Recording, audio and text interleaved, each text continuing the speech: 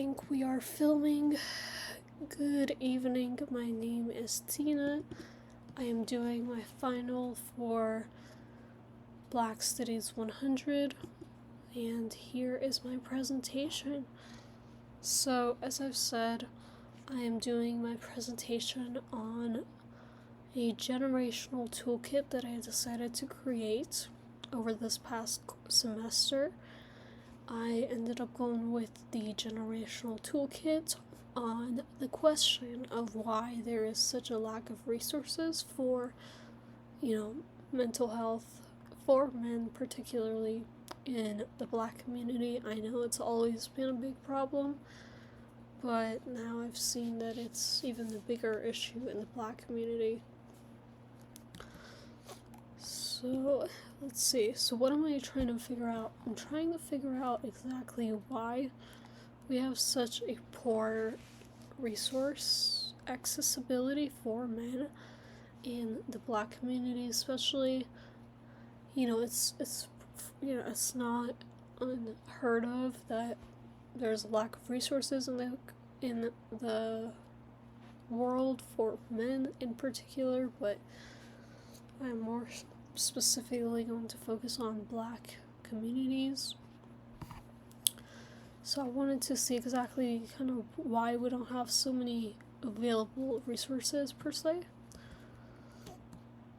So what are the answers? Basically, I apologize.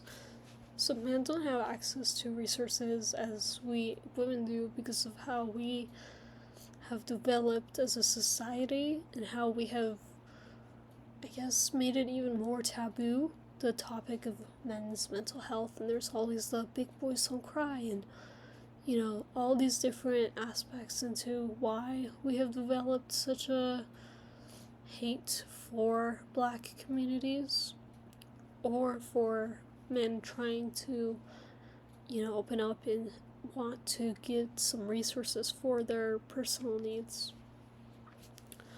So we as a generation, as a society, we have sort of failed to allow that opportunity for men, especially knowing that they are still going to be part of the future generations to come. So if we do not start early, what's our threshold, I guess. And then I was, finding out that, just general funding issues are a big factor as well. Obviously, it's not just one of the factors, it's not one particular factor, but it is, it also does increase the inaccessibility to resources for men. And there's also just not a lot of information on why we have decided to become such a, non-accepting of mental health people.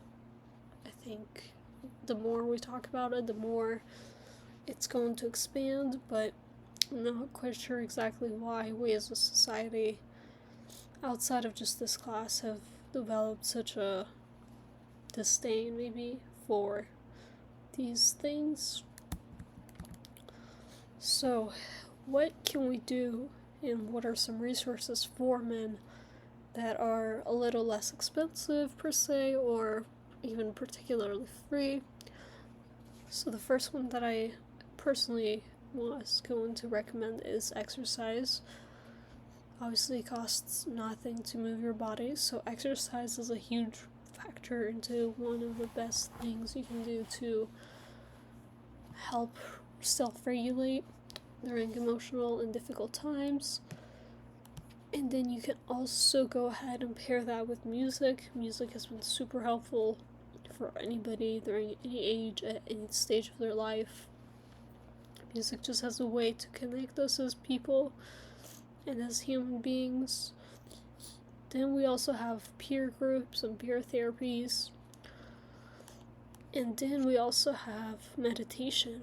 I know meditation might not be the I guess, the cup of tea for everybody. However, that is an option that is also free.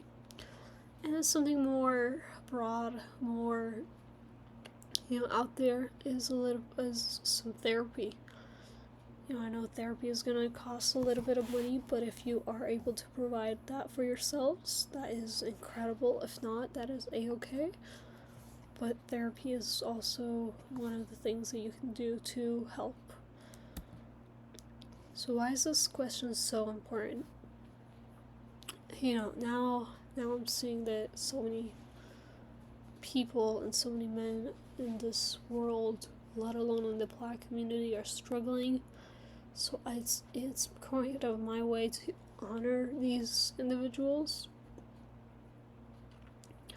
And obviously, the more discussion, the better. I know growing up myself, I grew up with that, big boys don't cry mentality in the household. And I've seen how it's impacted everybody else who grew up being a boy in my family.